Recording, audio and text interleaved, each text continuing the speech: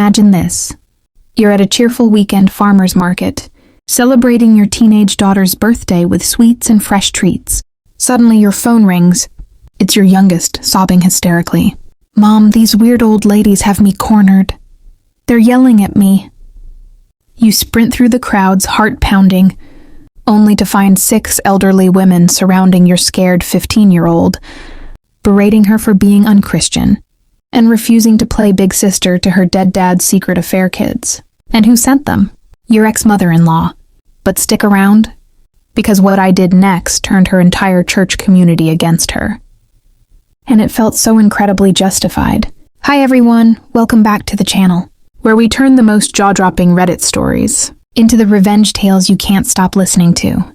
Today's story comes from ProRevenge, or at least it feels like it belongs there. It's about a 46-year-old mom who's already been through absolute hell, only to have her ex-mother-in-law make everything 10 times worse. Buckle up, because this one hits every emotional button. Grief, betrayal, rage, and that ultimate sweet payoff. Let me set the scene for you. Our OP, let's call her Sarah for the story, had what she thought was a solid marriage. She was the breadwinner, raising 2 beautiful daughters, 17 and 15 at the time. Then tragedy struck. Her husband David died suddenly in an accident last year. But in the chaos of grief, a bombshell dropped. Sarah's daughters actually discovered that their dad had been cheating. Not just a fling.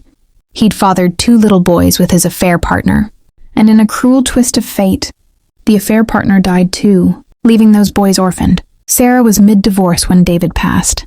The girls were devastated, not just by losing their dad, but by the betrayal they uncovered. They're in therapy, working through the trauma, and the paternal grandparents, David's parents, a 78-year-old man and 80-year-old woman, they didn't offer comfort. No, they tried to swoop in and take custody of Sarah's daughters, the girls they've known their whole lives, while also pushing to move in with Sarah and the girls. Custody fight is heading to court, and living together over Sarah's dead body.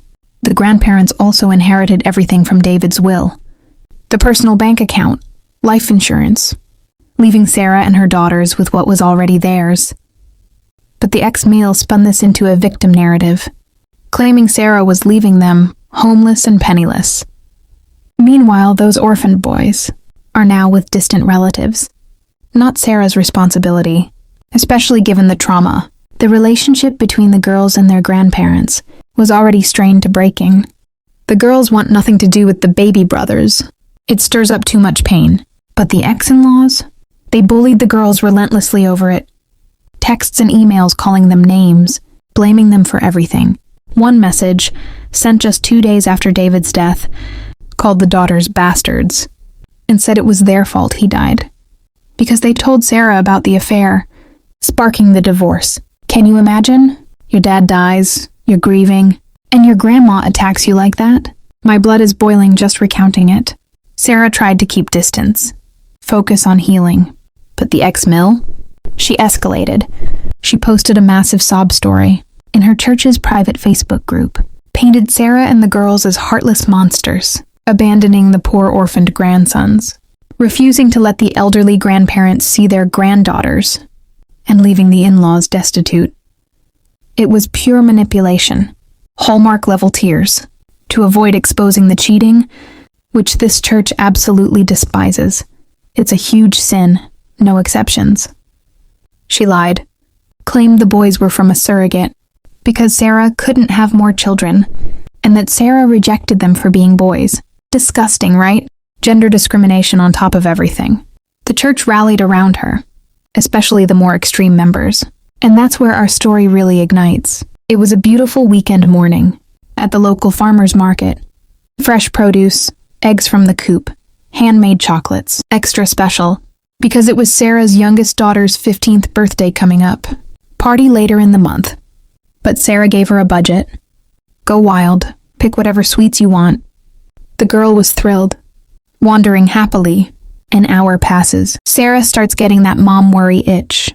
Just as she's about to call, her phone rings. It's her daughter, voice cracking, tears flowing. "Mom, some weird people cornered me. They're yelling." Sarah's heart drops like a stone. Adrenaline surges, that primal protective fire. She grabs her older daughter, and they run through the market stalls, dodging baskets and vendors. Breath burning in her chest. Mind racing. Who? What happened? They arrive to a nightmare. 6 older women, all in their 70s or 80s, church lady types with judgmental glares, have her youngest surrounded. They're berating her loudly. "You're so unchristian! Refusing to spend time with your grandparents? Not being a good big sister to those poor orphaned baby brothers? Shame on you." The girl is shrinking, clutching her bags of chocolates, tears streaming. Sarah feels rage explode inside. Hot, blinding. She steps between them like a shield. "Back off, now." Voice low, shaking with fury. She tells her oldest, "Take your sister's stuff, pay, and get to the car. Go." Then she turns to the women. Some she recognizes, from back when the family attended that church. They don't back down. One sneers. "You're the worst. Refusing to obey your elders like a good Christian wife should." Sarah unloads, voice rising, pointing fingers, calling out their hypocrisy. The screaming match draws a crowd. Market security intervenes. Everyone asks to leave. Sarah storms to the car, the women trailing like vultures, still muttering prayers and judgments under their breath. She peels out, hands gripping the wheel white-knuckled, glancing at her girls in the rear view, both shaken, youngest still sniffling. Inside, Sarah's mind is a storm. How dare they, after everything we've lost, attacking my babies? That night, girls finally asleep. Sarah can't. She logs on, messages a church member she's still friendly with, someone reasonable, tells him everything. He apologizes profusely, then spills. It's the ex-Mills Facebook post. She's whipped up the extremists into a harassment squad. Sarah stares at the screen. Something snaps. That powerless grief, the underestimation, the disrespect to her daughter's pain, no more. This church has one redeeming quality. Cheating is unforgivable. Equal opportunity damnation. And Sarah? Mid-divorce meant she had all the evidence. Photos, texts, emails. No legal issues sharing it. Divorce never finalized. Next day off, print shop. High-quality paper. Extra cost for vivid colors. Pictures of David passionately kissing the affair partner. In their living room. Faces clear, woman looks nothing like Sarah. Different skin, hair. Texts confessing the affair. Messages where in-laws supported the cheating son.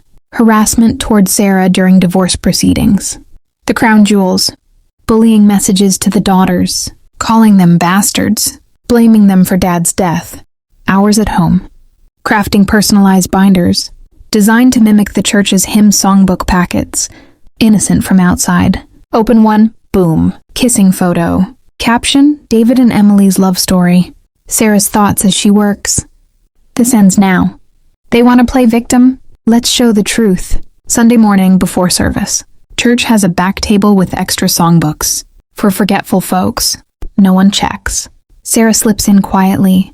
Places dozens of her special songbooks among them. She leaves. Heart pounding, but resolute. Service starts. People grab songbooks. Open them. Chaos erupts. Whispers turn to gasps. Phones out. Snapping pics, posting in the group. The Facebook explodes. Names for David and the affair partner? Vile. Pastor steps in, begging for PG-13 language. Fury at the in-laws. For supporting the cheating. For lying about surrogacy. For abusing the granddaughters. Those messages, heartbreaking. Sarah gets apology letters in the mail. Addressed to her girls. Even an invitation. Join us for support. But the ex-mill? Shamed, shunned, they leave the church entirely. She posts publicly. Woe is me, alienated. No one cares for elders. Wishes her great son were alive to care for them. With what money? Sarah was the breadwinner. Sarah reads it all from afar. Feels the weight lift. Chest lighter, shoulders untense. Triumph washes over. Justice, not just for her but her girls. Validation after being painted the villain. Sometimes when people push too far, weaponizing grief, attacking the innocent, the truth comes out. And karma? It doesn't always need to be dramatic. Sometimes it's just exposure. In a community that claims morality, hypocrisy crumbles fast. Whew. Did this one give you that satisfying chill?